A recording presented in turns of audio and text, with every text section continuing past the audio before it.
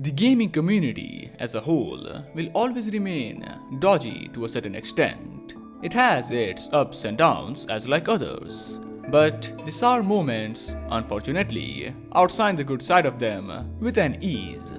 There is the forever ignorant and insensitive younger side of it, and then there are the undoubtedly sad and salty older tryhards who somehow manage to make this leisurely pastime an unpleasant activity, making it a troublesome period of time, being the prime reason why multiplayer titles have become such an annoying affair to endure. The experience it wants to offer is hardly satisfying. Well, at least from my point of view. It's a very harsh community that is often contrasting with how or who they welcome in their circle, basically being a mixed bag. However, there is one side of them who will always have my respect with their admirable patience, not giving up even in the most aggravating situations, where others resort to breaking peripherals. Speedrunners and their niche section in a community.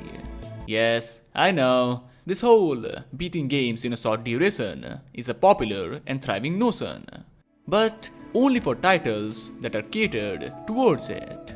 And I'll address this while I can. It's not highly unlikely for a person speedrunning a game to get frustrated and commit some questionable acts or say some dubious statements. I'm judging them in a larger scale, and through that lens, those groups seem way more tolerable, and the ones who utilize their reaction time abilities and gaming skills to an exciting cause. Their knowledge about a title is enthralling to witness. Mix that with their keen eyes to always look for better routes and being open to experimental ways of executing that said task makes up for some great talent showcase. It isn't something that I'm personally good at, as I mainly play games in a casual setting. Still, I commend the ones who choose to do so. It's highly entertaining and occasionally mind-boggling to observe.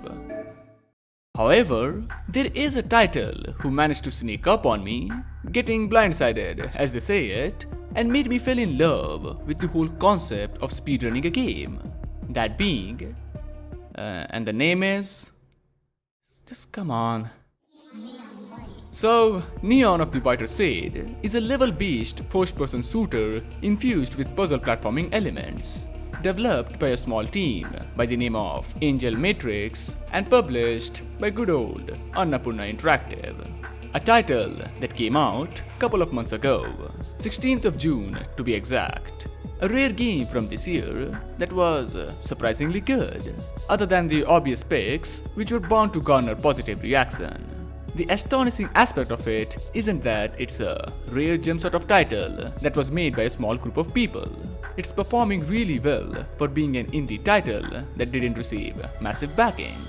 It's the anime setting of it, which is kind of a you either hate it or love it sort of scenario. Even though I'm not a huge fan of anime or manga in general, I didn't mind the overall aesthetic that it offers, which neatly brings me to the plot of this game. I'll summarize it with a non-spoiling premise of what it has to offer narrative-wise, as in the end of the day, it's a visual novel and dating sim too. The story revolves around a group who go by the name of Neons. Souls, particularly of the sinner variant, are taken or chosen from hell and are basically forced to participate in an annual competition, competing to clear a bunch of demons situated in certain locations in heaven, just so they can get a chance to reside there, and are required to wear a mask during that event, which explodes if they disobey or break any rules, all while they battle each other for the top position in the Neon rankings. We control the character who is aptly named... The name please? An amnesiac assassin who is taking part in this whole ordeal for the first time, which takes place for 10 days, receiving daily missions from an angel. And amidst that, he meets up and interacts with some old crewmates, conversing about their past living life. So, with all of that out of the way, I can advance to the section that makes this game what it is, and how it eases you into understanding and eventually falling in love with its speedrun encouraging gameplay. I previously mentioned some preferential pitfalls that this game suffers from. The writing or the characters wouldn't appeal to some, but the core gameplay mechanics of it makes up for them, and is generally seen as the strongest point of this title, easily being the most intriguing aspect about it. Really simple on the surface level, that has a surprisingly good level of depth to it. People either play games for their aesthetic values, that being its visual quality and art style, or for the satisfying sound design. The overall atmosphere of them is the selling point, or go for titles that mainly shine on the gameplay department, being the prime reason why it's attracting majority of its player base. Neon falls into or leans towards that category.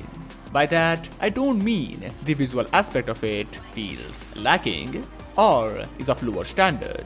Its simplistic nature comes to its advantage to what sort of gameplay it offers. Everything is easily distinguishable even from a long range, which comes handy as majority of the time you are either jumping, dashing, or basically rapidly locomoting through a level. While we're in the topic of what complements its gameplay, I'll briefly mention the OST of this title, which matches the pacing of your character's movement, full of high-octane audio frequencies.